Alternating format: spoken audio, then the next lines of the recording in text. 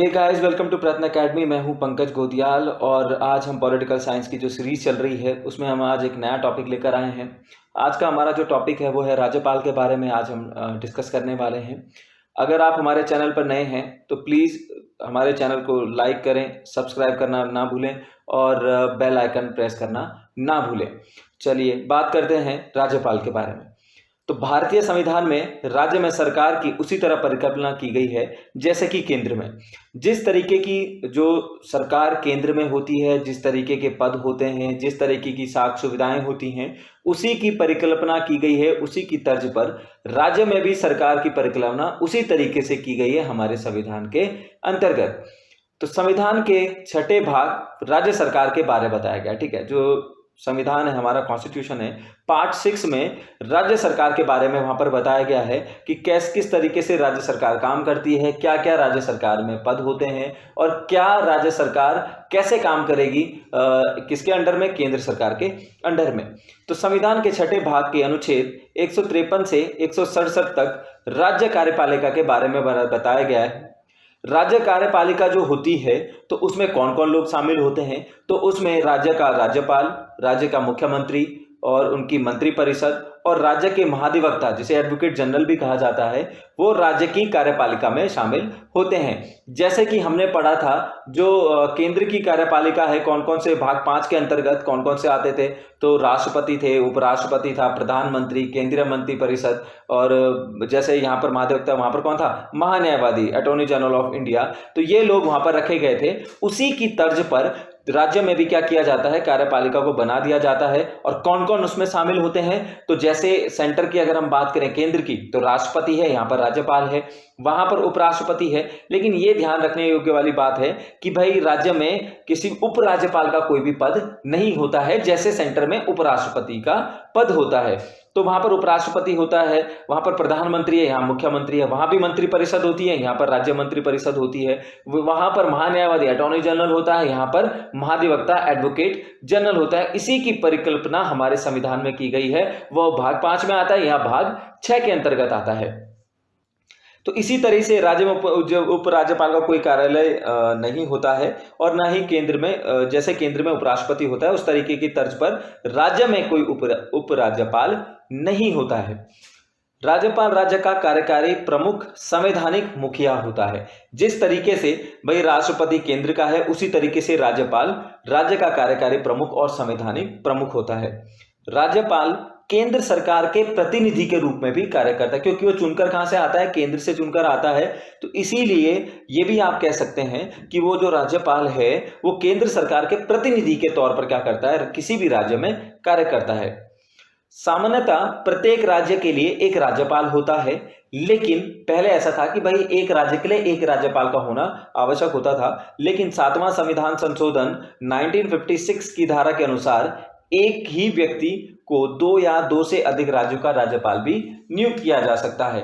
ठीक है, जैसे अगर कोई 2 स्टेट हैं, वहां पर राष्ट्रपति को लगता है कि छोटे छोटे स्टेट हैं और वहां पर क्या करना चाहिए, राज्यपाल बना देना चाहिए, तो अलग अलग ना करके उसको उसके काम को क्या किया जा सकता है, डिवाइडेशन दिया जा सकता है और उस पर कार्यभार बढ़ा दिया जाता है किसी राज्यपाल के ऊपर, और उसे इस संविधान संशोधन के अंतर्गत हम क्या कर सकते हैं, 2 या 2 से अधिक राज्यों का भी उसे राज्यपाल बनाया जा सकता है।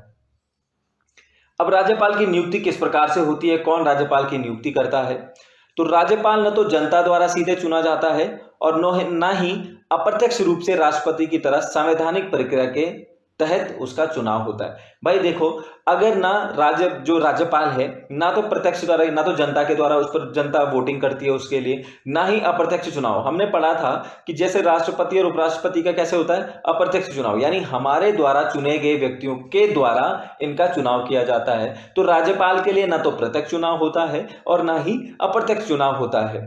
ठीक है, जो इसकी नियुक्ति है वो राष्ट्रपति के मुहर लगे एक आज्ञा पत्र के माध्यम से होती है। यानी राष्ट्रपति चाहे तो आप डायरेक्टली ये भी कह सकते हैं कि राज्यपाल की नियुक्ति कौन करता है, राष्ट्रपति के द्वारा ही किसकी नियुक्ति, राज्यपाल की नियुक्ति कर दी जाती है। ना उसके लिए कोई प्रत्यक्ष वोट होता है, ना कोई उसके लिए अप्रत्यक्ष वोट होता है। हालांकि संविधान में वयस्क मताधिकार के आधार पर भी राज्यपाल के सीधे निर्वाचन की बात रखी गई थी, लेकिन जो हमारी संविधान सभा थी, वहां पर कॉन्स्टिट्यूशन असेंबली थी, उसने क्या कर दिया था, इस व्यवस्था को खारिज कर दिया था और यही इस तथ्य के ऊपर रखा कि भाई राष्ट्रपति द्वारा राज्यपाल की नियुक्ति को ही अपनाया जाना चाहिए, ये सबसे अच्छा तरीका, ये संविधान सभा के द्वारा कहा गया था।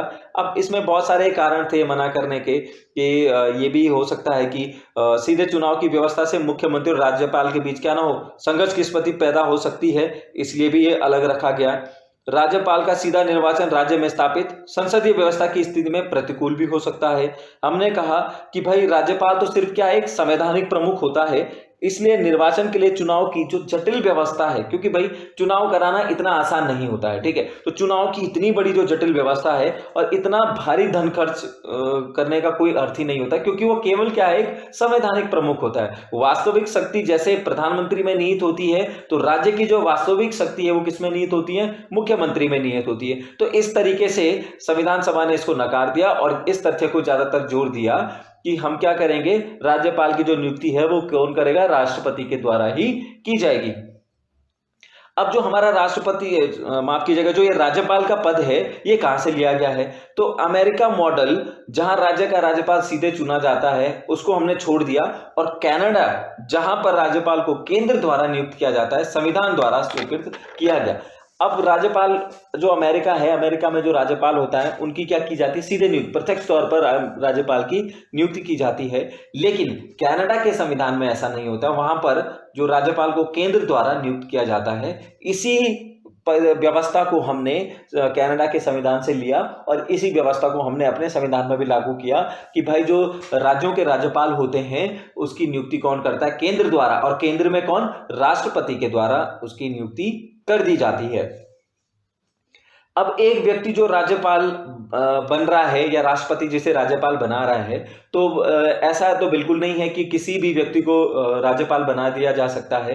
तो क्या क्या उसकी क्वालिफिकेशन होनी चाहिए, क्या योग्यताएं और शर्तें होनी चाहिए, तो सबसे पहले वो भारत का नागरिक हो, कम से कम 35 वर्ष की आयु पूरी कर चुका हो, उसे बाहरी होना चाहिए, यानी उस राज्य से संबंधित ना हो जहां से उसे नियुक्त किया गया है, ताकि वह स्थानीय राजनीति से क्या रहे, बिल्कुल मुक्त रहे।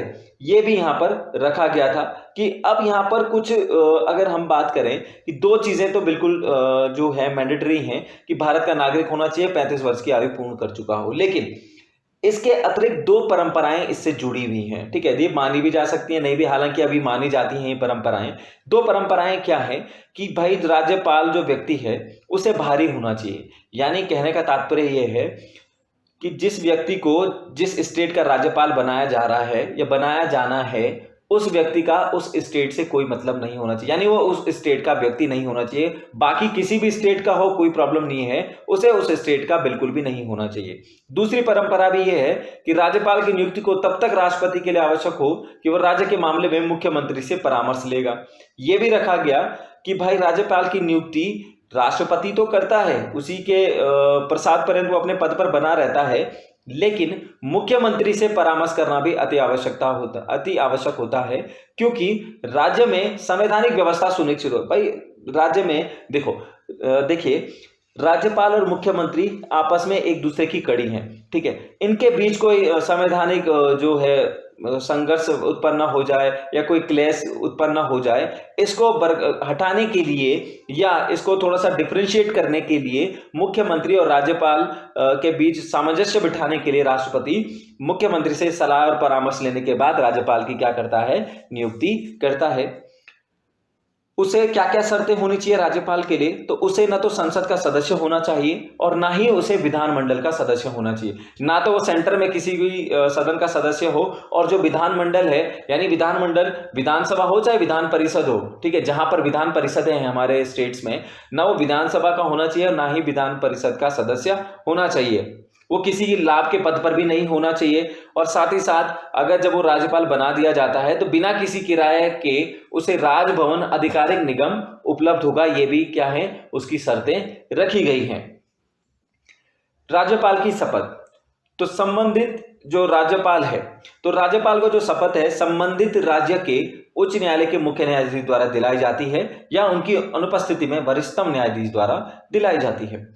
अब जो राज्यपाल है, यानी जिस राज्य का उस व्यक्ति को राज्यपाल बनाया जा रहा है, उस राज्य के मुख्य न्यायाधीश द्वारा क्या की जाती है, उसे शपथ दिलाई दी जाती है। और अगर मुख्य न्यायाधीश अवेलेबल नहीं है, अनुपस्थित है या किसी कारणवश अवेलेबल नहीं है, तो उसके द्वारा चयनित किए गए किसी भी वरिष्ठतम नागरिक न्यायाधीश जो है, उनके द्वारा क्या दिलाई जाती है, शपथ दिलाई जाती है।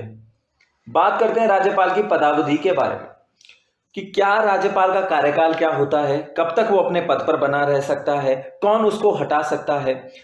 तो सामान्यतः राज्यपाल का कार्यकाल पद ग्रहण करने से 5 वर्ष की अवधि के लिए होता है, किंतु वास्तव में वह राष्ट्रपति के प्रसाद पर्यंत अपने पद पर धारण करता है। ठीक है, अगर हम सिंपल तौर पर देखें, सामान्य तौर पर देखें, तो राज्यपाल का जो कार्यकाल है वो 5 वर्ष का होता है। ठीक है, लेकिन 5 वर्ष से पहले भी राष्ट्रपति उसे उसके पद से हटा सकता है। टोटली जो है राज्यपाल का पद वो राष्ट्रपति के प्रसाद पर्यंत पर ही रहता है और राष्ट्रपति के अंदर ही डिपेंडेबल है। जैसे हमने कहा था भाई, उच्च न्यायालय के न्यायाधीश हैं, राष्ट्रपति है, उपराष्ट्रपति हैं, ठीक है, इनको हटाने के लिए महाभियोग या संसद में बिल लाना पड़ता है, तब जाकर वो उन्हें क्या किया जाता है, हटाया जाता है। लेकिन राज्यपाल के लिए ऐसी कोई व्यवस्था यहां पर नहीं है। सीधा राष्ट्रपति जब चाहे उसे उसके पद से हटा सकता है, 5 साल से पहले भी। इसके अलावा वो कभी भी राष्ट्रपति को संबोधित कर त्यागपत्र दे सकता है। अगर राज्यपाल को ऐसा लग रहा है कि भाई मैं अपने काम करने में असमर्थ हूं, मुझसे काम नहीं हो रहा है, या कोई चीज उसे कोई प्रॉब्लम है जिसकी वजह से वो काम नहीं करना चाहता है, तो राष्ट्रपति को अपना त्यागपत्र सौंप सकता है और त्यागपत्र सौंपने के बाद अपने पद से पदमुक्त हो सकता है। राज्य के पास जो राज्यपाल है के पास न तो कार्यकाल की सुरक्षा है और न ही कार्यालय की निश्चितता है। राष्ट्रपति द्वारा उसे किसी भी समय उस स्टेट से वापस बुला लिया जाता है। संविधान ने ऐसी कोई विधि नहीं बनाई है जिसके तहत राष्ट्रपति राज्यपाल को हटा दे। यानी ऐसी कोई यहां पर कोई संविधान में ऐसा कोई कानून नहीं बनाया जिसके तहत ये लिखा गया हो कि राष्ट्रपति राज्यपाल को हटा सकता है, ठीक है, और राष्ट्रपति के द्वारा ये चीजें वहां पर करी जाएंगी तब राज्यपाल को हटा दिया जा सकता है। ऐसा कुछ भी नहीं है। बस ये है कि राज्यपाल का जो पद है राष्ट्रपति के प्रसाद पर्यंत अपने पद पर रहता है और राष्ट्रपति जब चाहे उसे क्या कर सकता, समय से पहले भी उसको वापस बुला सकता है। अगला, राष्ट्रपति एक राज्यपाल को उसके बचे हुए कार्यकाल के लिए किसी दूसरे राज्य में भी स्थानांतरित कर सकता है। अब जो राष्ट्रपति है, भाई सपोज करिए एक राज्यपाल, भाई राज्यपाल का जो कार्यकाल है अगर हम माने सामान्य तौर पर तो 5 वर्ष का होता है। अगर उसका बचा हुआ कार्यकाल है, सपोज करो कोई स्टेट है, उत्तराखंड एक स्टेट है जहां पर राज्यपाल 3 साल उसे कार्यरत अपने पद पर हो चुके हैं, बाकी के जो 2 साल हैं उसे कार्यरत लगता है राष्ट्रपति को कि यहां पर सही नहीं है तो उसको स्थानांतरित कर दे। सपोज करो उसे यूपी में भेज दिया, ठीक है, तो उसे यूपी का क्या बना दिया, राज्यपाल बना दिया। तो बाकी 2 जो कार्यकाल उसका बचा हुआ है वहां पर जाकर वो अपना कार्यकाल क्या कर सकता है, पूरा कर सकता है। तो राष्ट्रपति उसे कभी भी स्थानांतरित कर सकता है। इसी तरह एक राज्यपाल जिसका कार्यकाल पूरा हो चुका हो को भी उस राज्य या अन्य राज्य में दोबारा नियुक्त किया जा सकता है। यानी सपोज कीजिए एक राज्यपाल है, उसने अपना सामान्य तौर पर 5 वर्ष को क्या कर लिया है, कार्यकाल पूरा कर लिया है, और अगर राष्ट्रपति को लगता है कि ये राज्यपाल का जो कार्य है वो सराहनीय है, बहुत अच्छे ढंग से संवैधानिक जो व्यवस्था लागू कर रखी है राज्य में, तो इसको यहाँ पर रहना चाहिए, तो राष्ट्रपति उसके कार्यकाल को बढ़ा सकता है। बढ़ाने का तात्पर्य ये है कि भाई दोबारा से उसे क्या कर सकता है, नॉमिनेट कर सकता है, दोबारा से उसे राज्यपाल बनाए और उसका क्या हो जाएगा, दूसरा कार्यकाल शुरू हो जाएगा। तो चाहे वो उस राज्य का हो या अन्य राज्यों में उसे दोबारा क्या कर सकता है, नियुक्त कर सकता है। एक राज्यपाल 5 वर्ष के अपने कार्यकाल के बाद भी तब तक अपने पद पर बना रह सकता है जब तक उसका उत्तराधिकारी ना आ जाता हो। ठीक है, सपोज कीजिए कि भाई किसी राज्यपाल को किसी स्टेट में 5 वर्ष कंप्लीट हो चुके हैं, लेकिन वो तब तक भी अपने पद पर बना रहेगा जब तक उसका उत्तराधिकारी उसका पद ग्रहण ना कर ले या राष्ट्रपति के द्वारा उस स्टेट के लिए किसी राज्यपाल की नियुक्ति ना कर दी गई हो। यदि वर्तमान राज्यपाल का निधन हो जाए, अब एक स्थिति यह भी बनती है कि भाई सपोज कीजिए जो राज्यपाल है उसकी आकस्मिक मृत्यु हो गई है, ठीक है, अचानक उसका निधन हो गया है। तो ऐसी परिस्थिति में भाई हमने पहले भी डिस्कस किया है कि जो राज्यपाल का पद है वो राज्य जो हमारी राज्य सरकार है उसके लिए सबसे ज्यादा इंपॉर्टेंट होता है। जो राज्य की कार्यपालिका है उसके सबसे बड़ा पद राज्यपाल का है, ठीक है, तो उसे खाली नहीं रखा जा सकता। ऐसी स्थिति में अगर उसका निधन हो जाता है तो ऐसी परिस्थिति में संबंधित राज्य के उच्च न्यायालय के मुख्य न्यायाधीश न्यायाधीश है वो अस्थायी तौर पर राज्यपाल का, जो राज्यपाल है उसका कार्यभार को सौंपा जा सकता है। तब तक वो अस्थायी रूप पर राज्यपाल का कार्यभार संभालेगा जब तक कि दूसरा राज्यपाल आकर उसके कार्यभार को क्या करना है, टेक ओवर ना कर ले। तब तक वो जो उच्च न्यायालय का न्यायाधीश है वो राज्यपाल के अस्थायी तौर पर कार्यभार संभाल सकता है। तो आज के वीडियो में बस इतना ही। बने रहिए हमारे चैनल के साथ। आप अगर अभी तक आपने हमारे चैनल को सब्सक्राइब नहीं किया है तो प्लीज़ सब्सक्राइब करें और बेल आइकन को प्रेस करें, और घर बैठे आप क्या कर सकते हैं, एग्जाम की तैयारी कर सकते हैं। Thank you so much.